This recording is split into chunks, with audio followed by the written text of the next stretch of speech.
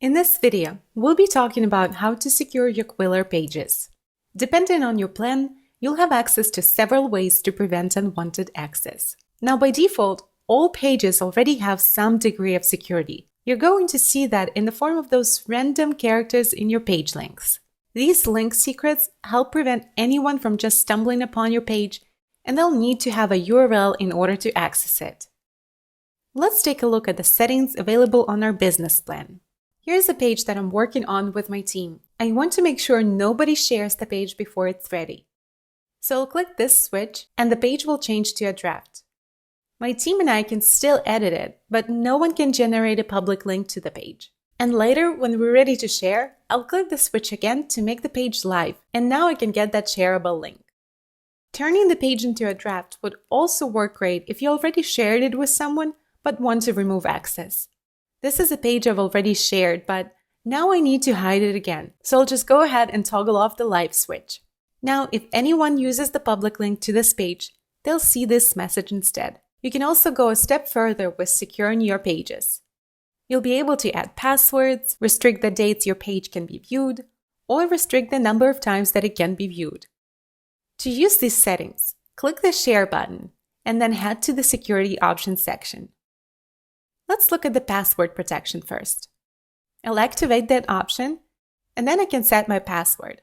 I'll share the password with my client along with the link to this page, and now they'll see a password field whenever they come to view my page. If you want to create a limited time offer for your clients, you can restrict the dates that your page is available. I'll activate this setting here, and then I'll set my start date and my end date. And once that time is up, if my clients go to this page, they'll see an error page instead. And lastly, let's take a look at the view restrictions. I've enabled this setting, and now I'll enter how many times my page can be viewed. And once that number of views has maxed out, my clients will see an error page. This is a handy setting for limited offers or for making sure your client doesn't share your page widely. You can also access these same security settings from your dashboard. Just click the Share button next to the page you need to secure. And also here in the dashboard, you'll see the statuses of any pages that are disabled because their time or their view limits have been reached.